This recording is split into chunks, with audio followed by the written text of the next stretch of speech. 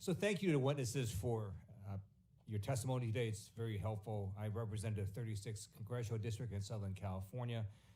We have a lot of space assets, so I'm honored that the Aerospace Corporation is located in the district. Is the same district where the James Webb Telescope was assembled. And I just talked to a CEO of a company last year who's manufacturing pharmaceuticals in space. And so space is really important to my constituents as well as to America. And I want to talk first about critical infrastructure sectors. So the United States has designated a number of critical infrastructure sectors. And according to the Department of Homeland Security, here's a definition.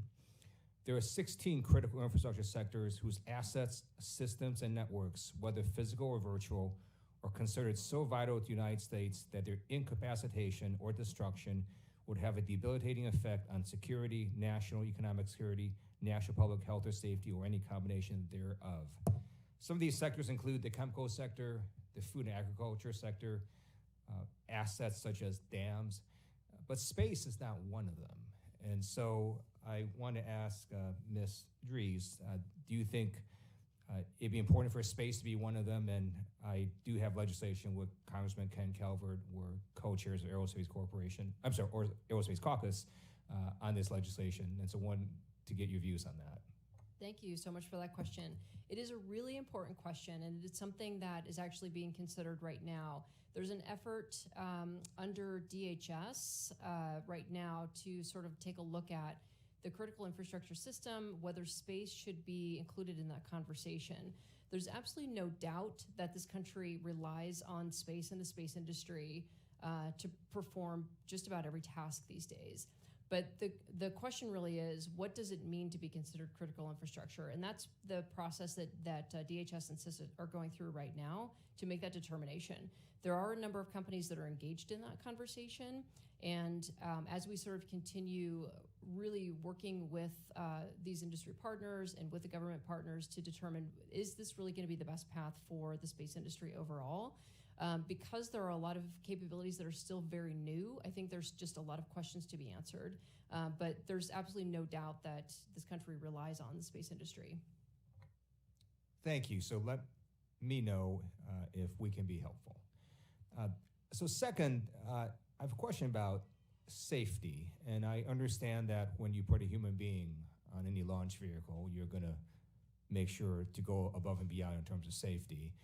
I'm just curious about before that happens, about all the research and development. And so Bill Nelson was here at this committee, and I'm going to read a portion from Space News that talked about his testimony. It was after the SpaceX launch that had to be aborted mid-flight.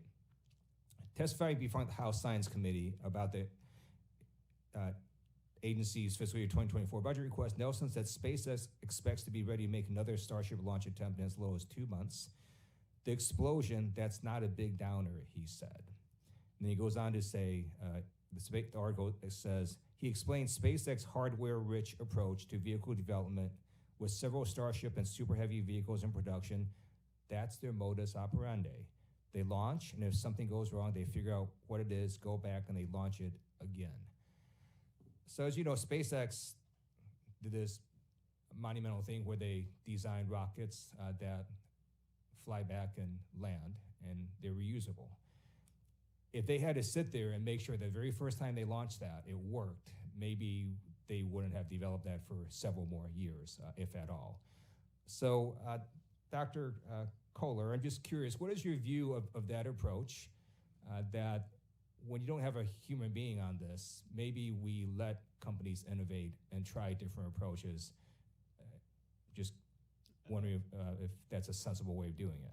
Absolutely. I'm a firm believer in agile development.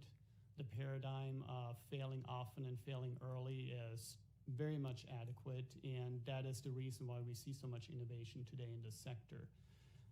However, I would reserve that for the non-crewed, non-human, non-passenger phase of the development. I do believe failing often and failing early does not apply anymore once people are actually on board. Thank you. I see my time is up. I yield back.